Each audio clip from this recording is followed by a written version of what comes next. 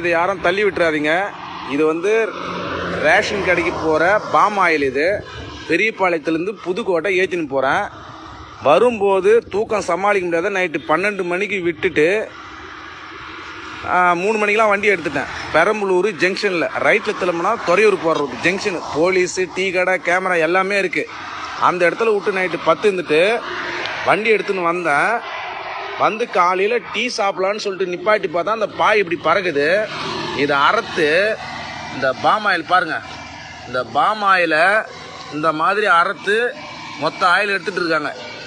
இந்த ஸ்டெப்பு அந்த ஸ்டெப்புக்கும் வந்து எத்தனை பாக்ஸ் எடுத்துருக்காங்கன்னு தெரில. இப்போ நான் வந்து இது ஒரு பாக்ஸுக்கு ஒரு பாக்ஸ் 2000 ரூபான்னா கூட ஒரு 20 பாக்ஸ் எடுத்துருந்தாங்கன்னா நான் 40,000 ரூபாய் முதல்ல வைக்கணும். நான் மாதமெல்லாம் ஓட்டினா கூட 20,000 தாண்ட முடியாது. 2 மாதம் நான் வயசாக மட்டும்தான் இப்போ இதுக்கு நான் கட்ட முடியும். இது வந்து நான் 20 வருஷமாக டிரைவராக இருக்கேன். இந்த மாதிரி ஒரு அநியாயம்லாம் எப்போ நடந்ததில்லை. இப்போ ஒரு 3-4 வருஷமாக தான் இந்த மாதிரி ஒரு அநியாயம். ஒரு 3 மாதத்துக்கு முன்னாடி கூட குன்றத்தூர் ஜங்ஷனில் என் விட்டு பேட்டரி திருடி போட்டான். அதுக்கு 15,000 ரூபாய் என் ஓனர் என் கணக்கில் பிடிச்சான். பட்ட பகலில் நடந்த விஷயம் அதெல்லாம். இந்த மாதிரி நடந்தால் நாங்கள் எப்படி ஒரு வண்டி ஓட்ட முடியும்? ஒரு தூக்கம் வந்தால் கூட விட்டுட்டு நிம்மதியாக படுக்க முடியாத ஒரு சுச்சுவேஷன் இருக்குதுன்னா, ஒரு ஆக்சிடென்ட் நடக்குதுன்னா எதுக்கு? இந்த பயத்துக்கு தான். இந்த மாதிரி திருடு போகுதுன்ற ஒரு பயத்தினால தான் அவன் தூக்க கண்ணாடு ஓட்டி ஆக்சிடென்ட் ஆகி சாவறான்.